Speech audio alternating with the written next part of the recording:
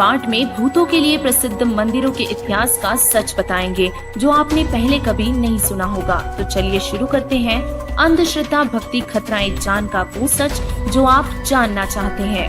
अब हम राजस्थान के सुप्रसिद्ध सालासर बालाजी मंदिर और मेहंदीपुर बालाजी मंदिर की वास्तविकता के बारे में विस्तार से चर्चा करेंगे। सालासर बालाजी भगवान हनुमान के भक्तों के लिए एक धार्मिक स्थल है। यह राजस्थान के चूरू जिले में स्थित है। वर्ष भर में असंख्य भारतीय भक्त दर्शनों के लिए सालासर धाम जाते हैं। यहाँ हर वर्ष चैत्र पूर्णिमा और अश्विनी पूर्णिमा पर बड़े मेलों का आयोजन किया जाता है। भारत में यह एकमात्र बालाजी का मंदिर है जिसमें बालाजी के दाढ़ी और मूछ है। बाकी कहा जाता है कि इस मंदिर का निर्माण मुस्लिम कारीगरों ने किया था, जिसमें मुख्य थे फतेहपुर से नूर मोहम्मद व दाऊद। 21वीं सदी में भारत में आज भी कई ऐसे मंदिर हैं जो रहस्यों से भरे हुए हैं। हर मंदिर की अपनी एक गाथा और महत्व है और इन्हीं मंदिरों में से एक है मेहंदीपुर बालाजी। राजस्थान के दौसा जिले के पास दो पहाड़ियों के बीच मेहंदीपुर बालाजी का मंदिर बसा हुआ है। यहाँ आपको कई विचित्र नज़ारे देखने को मिल जाएंगे, जिन्हें पहली बार देखकर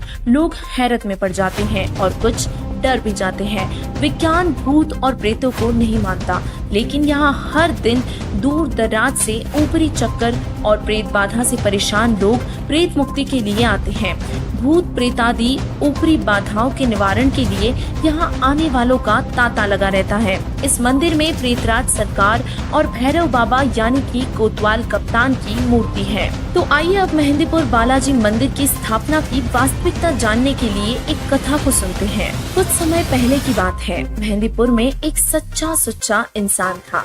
उसकी आयु लगभग 30 वर्ष हो चुकी थी। वह व्यक्ति परमात्मा की अच्छी खासी भक्ति किया करता था। उसने किसी कारण से विवाह नहीं करवाया था। जहाँ भी परमात्मा की कथा, सत्संग या चर्चा होती, वहाँ पर वह पहुँच जाया करता था।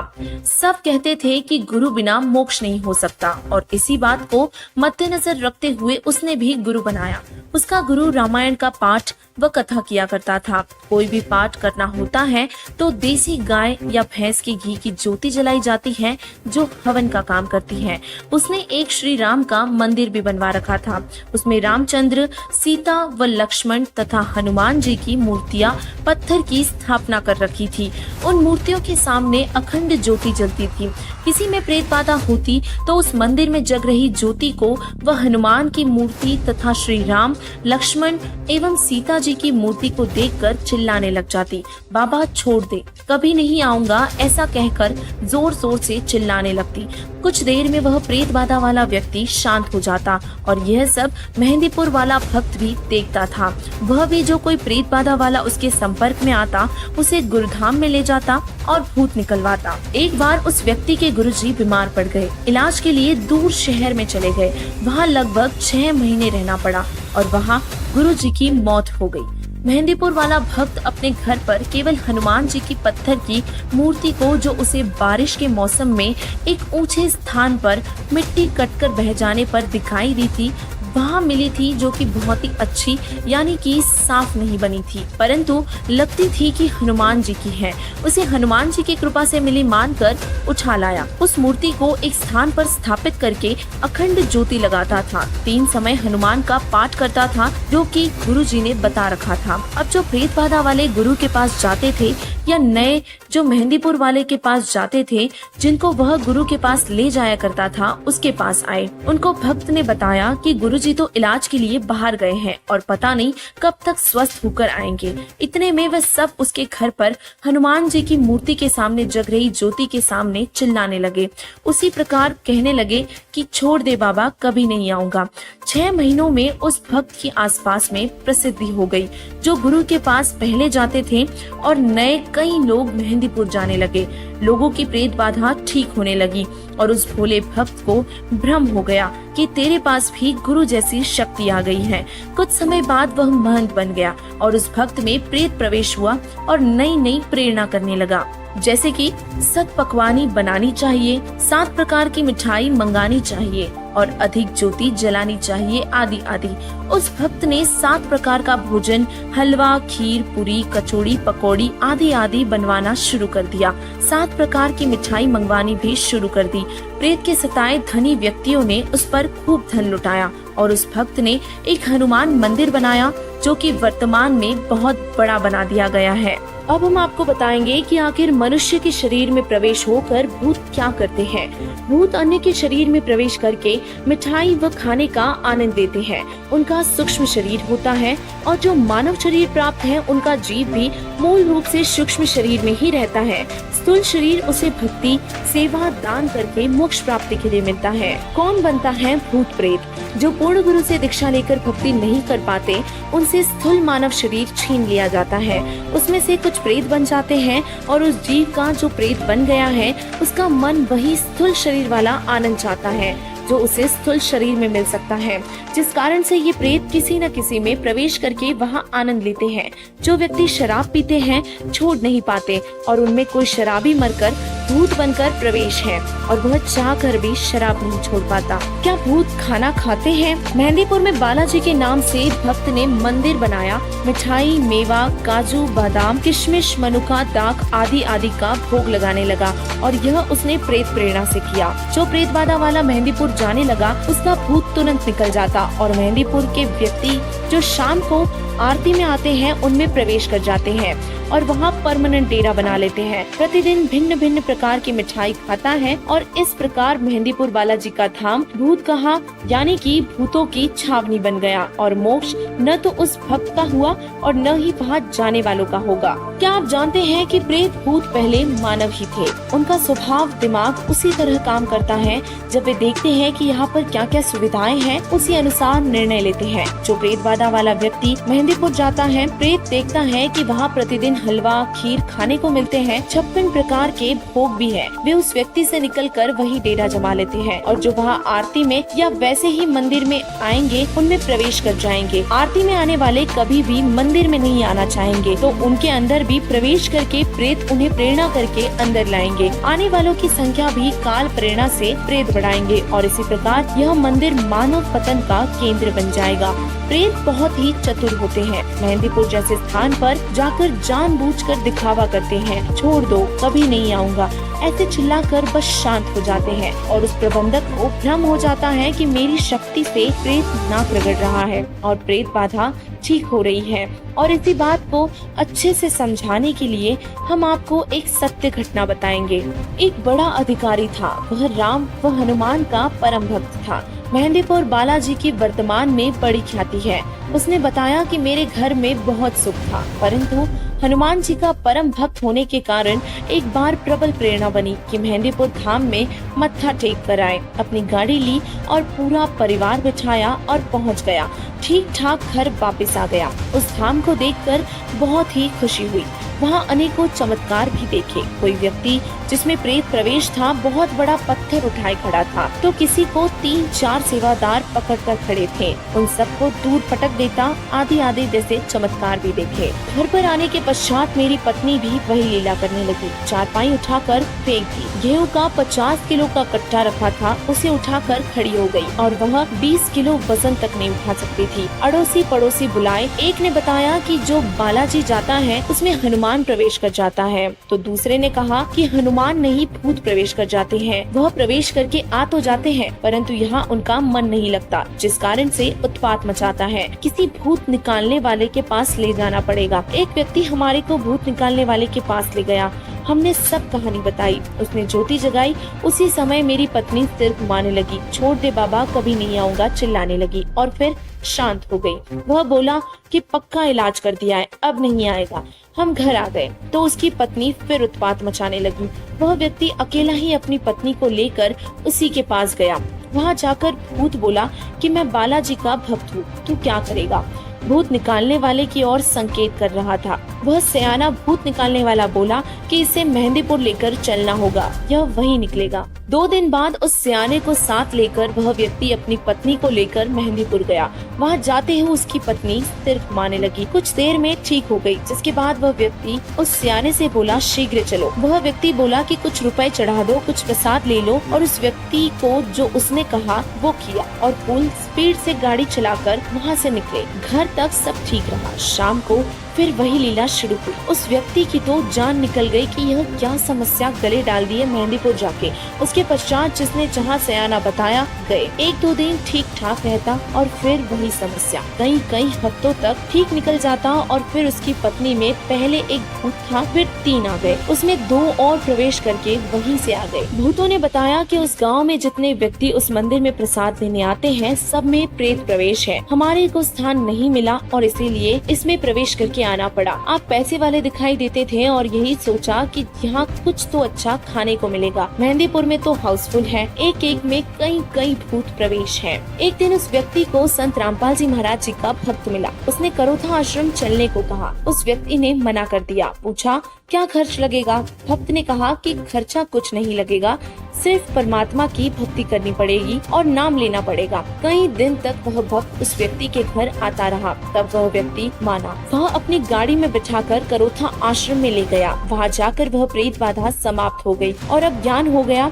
कि आम के आम और गुठलियों के दाम यहीं पर है। मोक्ष भी होगा और 3 ताप भी कटेंगे। ऐसे ने उसकी पड़ताल में पाया कि सालासर बालाजी मंदिर और मेहंदीपुर बालाजी जैसे मंदिरों में जाकर मत्था टेकने से और प्रसाद खाने से जीव को कोई विशेष लाभ नहीं होता, क्योंकि पवित्र श्रीमद् भगवत गीता में इन क्रियाओं को व्यर्थ बताया गया है। साथ ही व्याभिचारी भक्ति करके यानी 1 से अधिक भगवानों की भक्ति करके तीनों ताप दूर नहीं हो सकते और न ही मोक्ष प्राप्त होता है। और इसी विषय में परमात्मा कबीर जी बताते हैं, कबीर एक के साथे सब सधे, सब साधे सब जाए, माली सींचे मूल को, फूले फले अध्याय। अर्थात जैसे माली पौधे के मूल की सिंचाई करता है, एक जड़ की सिंचाई करने से सब ताना डार शाखाएं विकसित होती है। पौधा पेड़ बनकर फूल व फलों से लदबद हो जाता है और बहुत सारे फल खाने को मिलते हैं। यदि अज्ञानी व्यक्ति पौधे की शाखाओं को जमीन में गाड़ कर उन सब को साधे तो सब नष्ट हो जाएगा। और इसी प्रकार जगत गुरु तत्वदर्शी संत रामपाल जी महाराज जी से नाम दीक्षा लेकर भक्ति दान करने से 3 ताप का कष्ट भी समाप्त होगा और प्रेत बाधा और पित्तर बाधा जो 3 ताप में से एक है वह भी दूर हो जाती है, तथा मर्यादा में रहकर भक्ति दान व सेवा करने से सतलोक अमर धाम की भी प्राप्ति होगी, यानी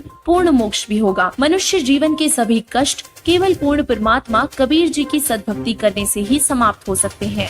आइए अब हम उन श्रद्धालुओं के अनुभव जानते हैं जो जगत गुरु तत्वदर्शी संत रामपाल जी महाराज जी से दीक्षा प्राप्त कर चुके हैं तथा उनके द्वारा बताए गए भक्ति मार्ग पर चल रहे हैं। दर्शकों, बालाजी मेहंदीपुर का नाम तो आपने सुना ही होगा। वहाँ के महंत अपना दरबार लगाते हैं। लाखों की तादाद में जनता बालाजी मेहंदीपुर जाती है। देश के अलग अलग राज्यों से लाखों लोग हर दिन मेहंदीपुर बालाजी अपनी समस्याओं का निवारण करने के लिए पहुंच जाते हैं। ये तो आम बात है, ये तो आपको पता ही है, लेकिन आप सभी तब हैरान हो जाओगे जब आपको ये पता चलेगा कि मेहंदीपुर बालाजी का महंत भी अब संत रामपाल जी महाराज जी की शरण में आ गया। जी हाँ दर्शकों, ये महंत मेहंदीपुर बालाजी में श्याम शक्ति बालाजी दरबार और शिव शक्ति बालाजी दरबार लगाया करते थे। हजारों लोगों को इन्होंने नाम उपदेश भी दिया था, यानी कि हजारों की तादाद में लोगों ने इन्हें अपना गुरु मान रखा था। यह महंत बालाजी दरबार की गद्दी लगाया करते थे और लोगों के कष्टों का निवारण भी किया करते थे। इन्होंने बताया कि बालाजी महाराज और प्रेतराज सरकार की शक्ति इनके अंदर आ गई थी। इन्होंने लोगों का बहुत भला भी किया था। दर्शकों, ऐसे ही कृष्ण धीरेन्द्र शास्त्री भी हैं जो अपने आप को बालाजी का परम भक्त बताते हैं, परंतु जो महंत आज संत रामपाल जी महाराज जी की शरण में आए हैं उनमें तो पहले से ही प्रेतराज सरकार और बालाजी की शक्ति आ गई थी, जिससे हजारों लोग इन्हें अपना गुरु मानने लगे थे। लेकिन उनके जीवन में ऐसी क्या घटना घटी जिसके कारण इन्हें संत रामपाल जी महाराज जी से नाम उपदेश लेना पड़ा। जब ये पहले से ही चमत्कारी थे, यानी कि लोगों का भला किया करते थे, तो फिर क्यों इन्हें संत रामपाल जी महाराज जी की शरण में जाना पड़ा? आइए दर्शकों, आज आपको एक बालाजी महाराज जी के महंत से रूबरू करवाते हैं। आज इन्हीं से जानेंगे कि अधिक लोकप्रिय बालाजी महाराज के महंत होने के बाद भी इनके जीवन में ऐसी कौन सी घटना घटी जिसके कारण ये संत रामपाल जी महाराज जी की शरण में आ गए। आइए दर्शकों, जानते हैं इनकी कहानी इन्हीं की जुबानी।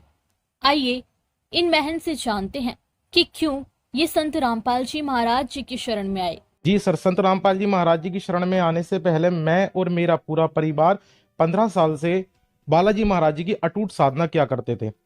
बालाजी महाराज जी के मंगलवार के व्रत भी रखा करते थे और 40-40 दिन के बालाजी महाराज जी के व्रत रखते थे और सुबह को एक लौंग का जोड़ा गंगा जल का सेवन करते थे और शाम को संध्या के समय दूध और फल का आहार किया करते थे। और हम ओम हंता हनुमंता नमः का जाप करते थे, ओम बटुक भैरवाई नमः का जाप करते थे। 108 माला ऐसी हम 33 माला पर डे किया करते थे। और 7 साल से मैं खुद बालाजी महाराज जी की गद्दी लगाया करता था।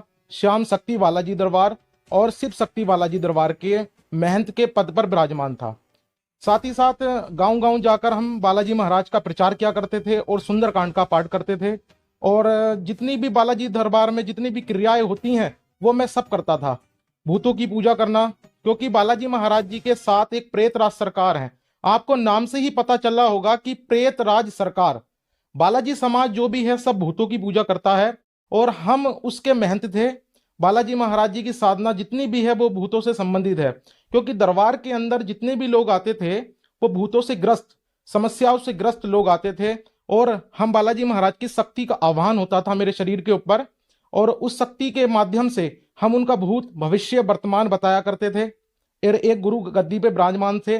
कम से कम हमारे 1000 प्लस शिष्य थे जो दरबार में आया करते थे। बालाजी महाराज जी की साधना के साथ साथ प्रेतराज जी की साधना होती। आपको नाम से ही लग रहा होगा प्रेतराज, प्रेतों की साधना बालाजी परिवार पूरा करता है। हम जो साधना करते थे उस साधना से मुझे मानसिक सुख नहीं था। मैं एक गुरु गद्दी पे विराजमान होने के बावजूद भी मुझे को मानसिक सुख नहीं था और हमारे घर के अंदर हमेशा गृह क्लेश बना रहता था। छोटी छोटी बातों पे खींचातानी हो जाती थी, धन का अभाव था, मम्मी की हमेशा तबीयत खराब रहती थी और लोगों के हम कहीं ना कहीं मसीहा थे। मेरे को लोग गुरु कहते थे और अपनी परेशानी का समाधान मेरे से पूछते थे और मैं खुद मेरे घर के अंदर खुद परेशानियों का पहाड़ टूटा हुआ था। तो फिर संत रामपाल जी महाराज की शरण में क्यों आए, क्या मजबूरी रही आपकी? सर, आपने बहुत अच्छा क्वेश्चन करा। संत रामपाल जी महाराज जी की शरण में आने का मेरा एक बहुत महत्वपूर्ण कारण रहा। जैसे कि मैं 15 साल से बालाजी महाराज जी की मैं और मेरा पूरा परिवार साधना कर रहा था और 7 साल से मैं खुद एक गुरु गद्दी पे विराजमान था।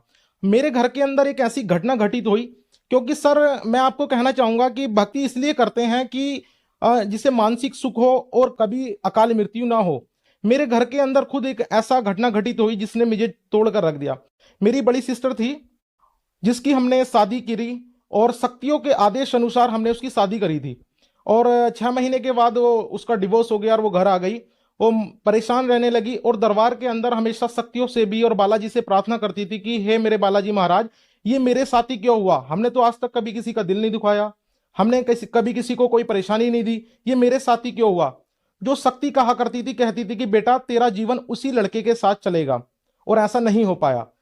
25 जून 2021 को दिन शुक्रवार के दिन और उससे पहले मंगलवार को दरबार हुआ और वो लड़की भी बैठी थी और जो शक्ति भूत भविष्य वर्तमान बताया करती थी लोगों का, वो मेरे घर का न बता पाई।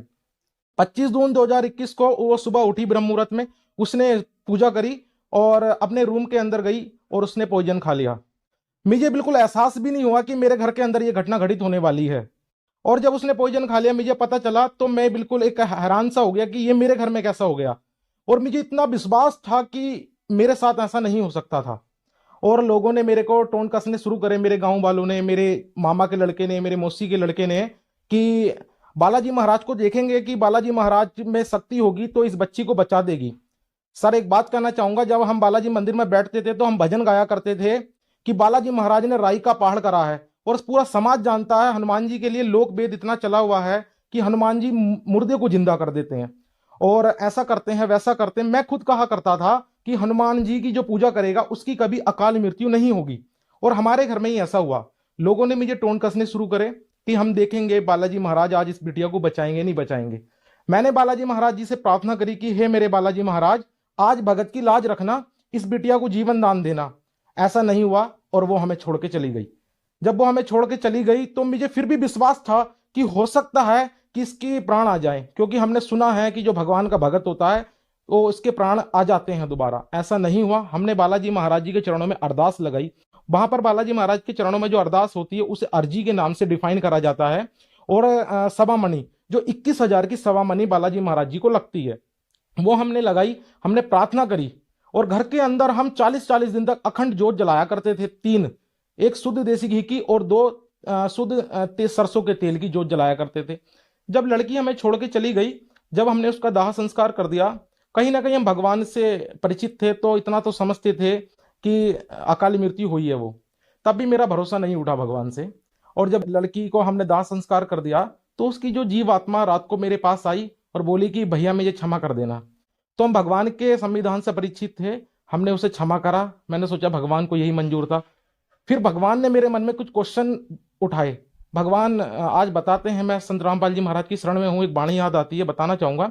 करे करावे साइया मन में लहर उठा, क्योंकि भगवान ने मेरे मन में कुछ प्रश्न उठाए कि जब नर के अंदर नारायण वास करता है तो वो पॉइजन किसने खाया, नारायण ने खाया या नर ने खाया। ऑटोमेटिकली मेरे मन में प्रश्न उठने लगे कि भगवान कौन है, कैसा है, कहाँ रहता है।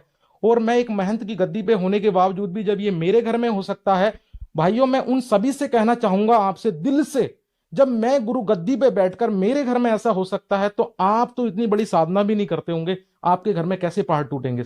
और आज बालाजी महाराज के जितने भी सेवक हैं कहीं ना कहीं परेशान है, भूतों से ग्रस्त हैं। फिर मैं पूरे जितने भी महंत थे जो मेरे टच में थे, मैंने सभी को कॉल लगाया कि मेरे घर में एक घटना घटित हो गई है और ये कैसे हुई मुझे समझ नहीं आता। मैं मेहंदीपुर बालाजी महाराज के जो महंत हैं प्रेतराज दरबार के मोहनपुरी जी महाराज, मैंने उनसे बात करी, उन्होंने मेरी कोई बात का उत्तर नहीं दिया।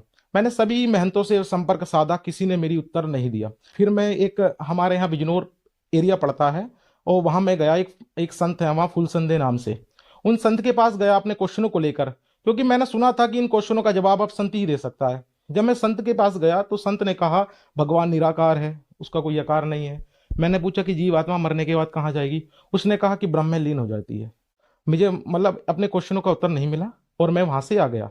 फिर मैंने बालाजी दरबार गया, मैंने कहा शक्तियों से मेरी बात करूंगा मैं, जो शक्ति मैं उन्हें कहता हूँ, जो बालाजी महाराज का मंदिर में आह्वान होता है तो वहां से दूत आते हैं और वो प्रेत होते हैं, वो उनके ऊपर आते हैं। तो मैं एक महंत जी के पास गया था, उस महंत जी से मैंने कहा कि मुझे कुछ आपके महाराज से बात करनी है। तो उन्होंने मेरी प्रार्थना स्वीकार करी, दरबार में बैठे।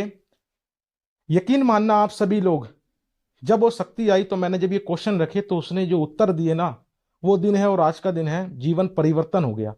मैंने क्वेश्चन करे कि भगवान कौन है, कैसा है, कहाँ रहता है, क्या बालाजी महाराज कर्म बंधन को काट सकते हैं? तो उन्होंने मेरे से बोला कि आप 5 दिन बाद आना, इस क्वेश्चन का उत्तर हम घाटा मेहंदीपुर जिला दौसा राजस्थान हनुमान जी से स्वयं पूछ के आएंगे। और ये मेरे पास ऑन रिकॉर्ड है, ये मेरे पास आज भी रखी है। उन्होंने बोला कि बेटा हमने तो कभी कहा ही नहीं कि आप हमारी भक्ति करो, और बालाजी महाराज ने साफ बोला है कि मैं कभी कर्म बंधन को नहीं काट सकता। फिर उन्होंने एक बात बोली कि श्री राम जी ने बाली को छुपकर मारा था और वही द्वापर में श्री कृष्ण बने और वाली वाली आत्मा भील बनी, उसने उन्हें मारा, तो कर्म बंधन तो हम भी नहीं काट सकते। मैंने बोला क्या बालाजी की साधना से मोक्ष संभव है? तो उन्होंने बोला बालाजी महाराज की साधना से मोक्ष संभव नहीं है। तो मेरे माइंड में एक रिपीट क्वेश्चन होता है, जितने भी बालाजी महाराज के साधक हैं वो सुंदरकांड का नित्य पाठ करते हैं, तो उसमें एक लाइन आती है, हनुमान जी बोलते हैं कि प्रात ले जो नाम हमारा ते ही दिन ताहे मिले ना आहारा। हनुमान जी उसके अंदर बता रहे हैं कि सुबह सुबह जो उठकर मेरा नाम लेगा उसे पूरे दिन आहार नहीं मिलेगा। वो मेरे अंदर माइंड में एकदम वो वाणी रिपीट हुई कि यार हनुमान जी ने तो मना करा है कि मेरी पूजा नहीं करनी। जब ये वाणी मुझे याद आई तो हनुमान जी तो इस वाणी में साफ साफ मना कर रहे हैं कि मेरी पूजा नहीं करनी है, तो और भगवान भी कोई और है। आप किसी को डाउट है तो सुंदरकांड उठा के आप इस चौपाई को पढ़ सकते हैं। तो जब मुझे लगा कि भगवान कोई और है जिसकी साधना से मोक्ष मिलेगा, तो यात्रा मैंने प्रारंभ करी और मैं अपने क्वेश्चनों का जवाब लेने के लिए जगह जगह जाने लगा, संतों के पास जाने लगा, जहां मुझे कहीं भी उत्तर नहीं मिला। जब ये वाणी मेरे माइंड में आई और ये मुझे आदेश मिला कि अपनी यात्रा को बढ़ा दो, जब मैं खोज के लिए निकला तो संतों के पास जाने लगा जहां पर कोई भी ज्ञान मुझे नहीं मिला। तो बेसिकली मेरा मेडिकल लाइन का व्यापार है और उसी लिस्ट में एक डॉक्टर JS धवन जो मेरे से मेडिसिन लिया करते थे, जो संत रामपाल जी महाराज जी के शिष्य थे। तो संत रामपाल जी महाराज जी के शिष्य ने मेरे को कहा कि एक बार आप आइएगा, आपसे कुछ वार्ता करनी है।